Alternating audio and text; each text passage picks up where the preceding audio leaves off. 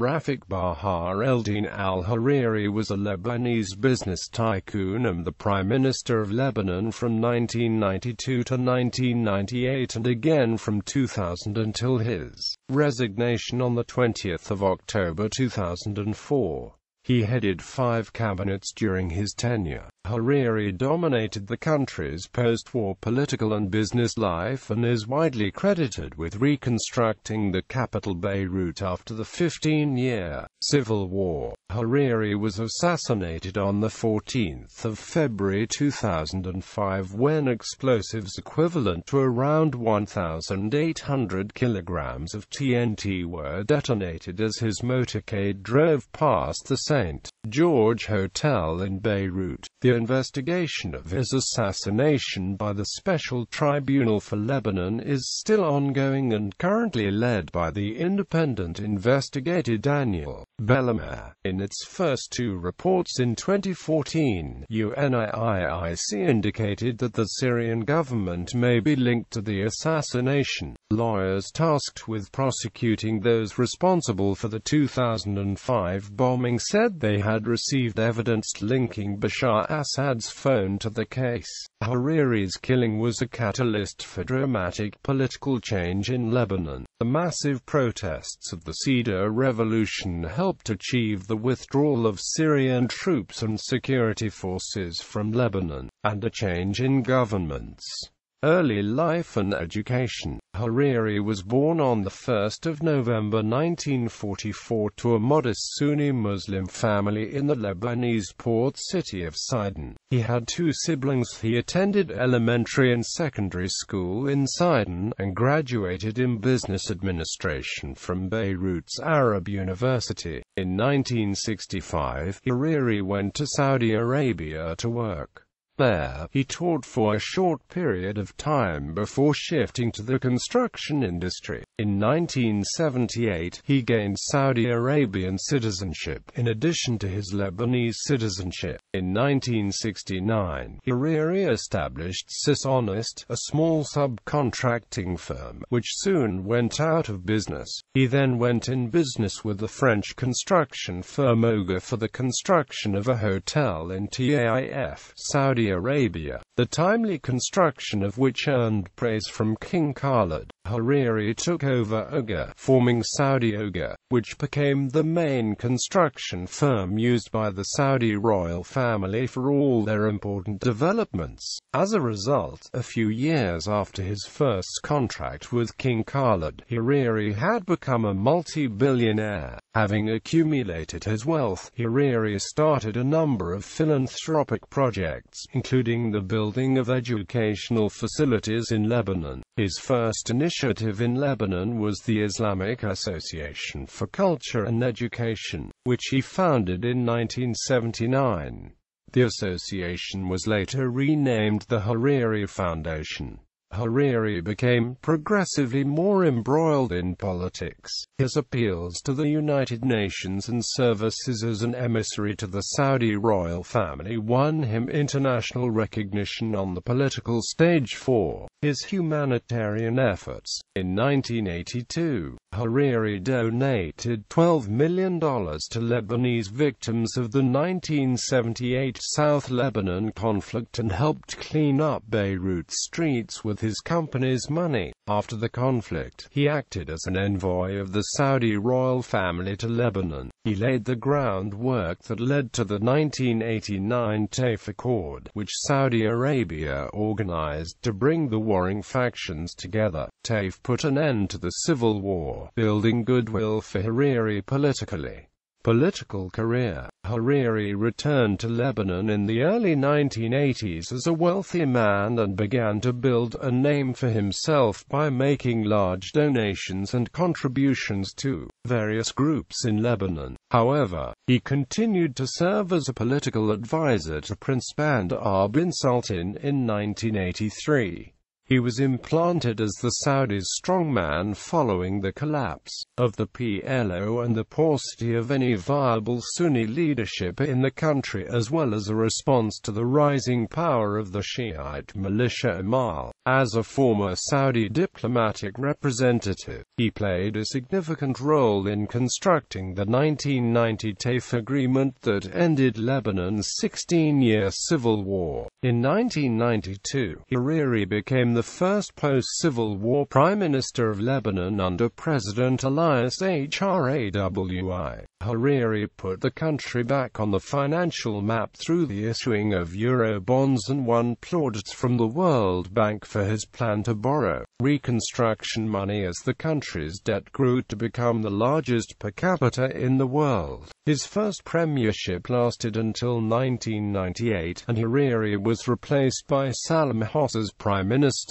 In fact, as a result of the power struggle between Hariri and newly elected President Emil Lahord, he left office. In October 2000, Hariri was again appointed Prime Minister, replacing Salam Hosse, and formed the cabinet. In September 2004, Hariri defended UN Security Council Resolution 1559, which called for all remaining foreign forces to withdraw from Lebanon. On the 20th of October 2004, his second term ended when he resigned from office.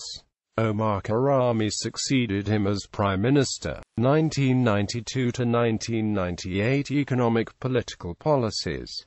Hariri implemented an aggressive new economic policy. Perhaps Hariri's most important creation in the beginning of his career was Horizon 2000, the government's name for its new rejuvenation plan. A large component of Horizon 2000 was Solidar, the privately owned construction company that was established to reconstruct post-war Lebanon. Solidar was owned by the government and private investors. Solidar was largely focused on redeveloping Beirut's downtown and turning it into a new urban center as quickly as possible as one aspect of the various infrastructure redevelopment plans that would be implemented by Horizon 2000. Another aspect of the decade-long plan was the privatization of major industries. Numerous contracts were awarded in important industries such as energy, telecommunications, electricity, airports and roads. The last and perhaps most significant aspect of Horizon 2000 was economic stimulus via foreign direct investment. Specifically, Hariri supported foreign firms and individuals taking an interest in Lebanon's developmental potential. Hariri simplified tax codes and provided tax breaks to foreign investors. Due to his previous successes in the private sector and the numerous resulting international connections,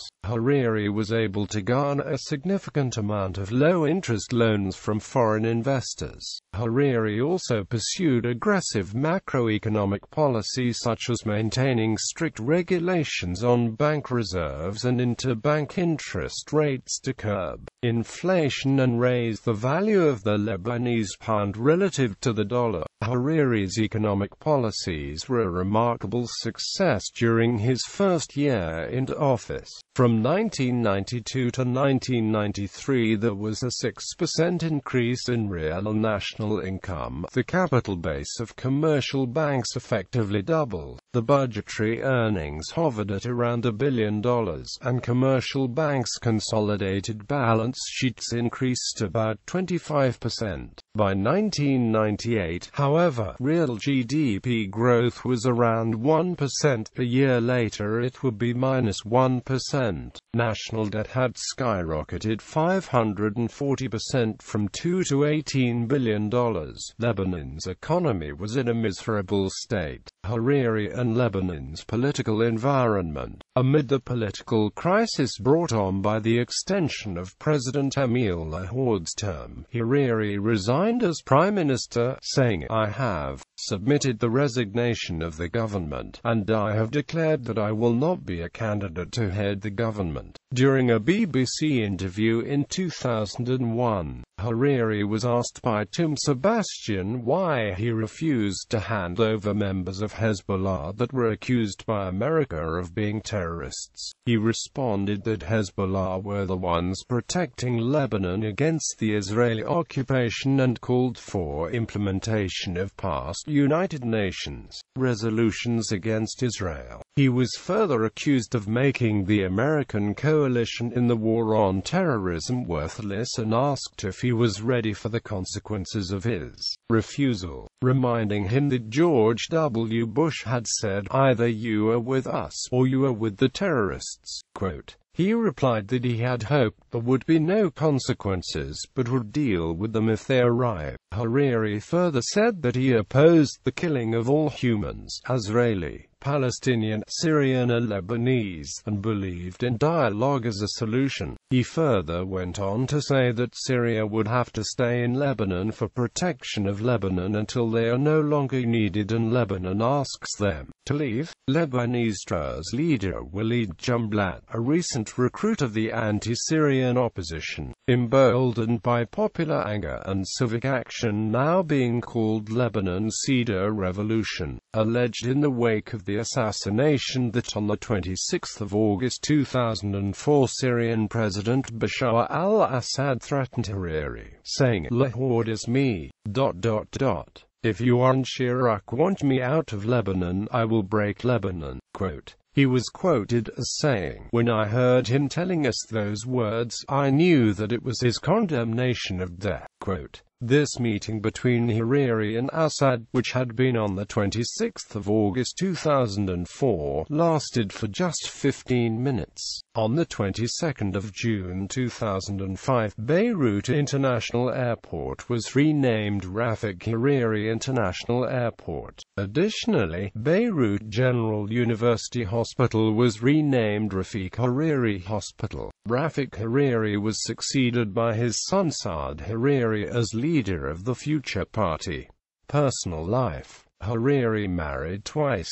He had 7 children. In 1965, he married an Iraqi woman, Nida Bustani, who is the mother of his 3 sons, Baha, who is a businessman, Saad, who succeeded his father as leader of the Future Movement, and Hussam, who died in a traffic accident in the U.S. in the late 1980s.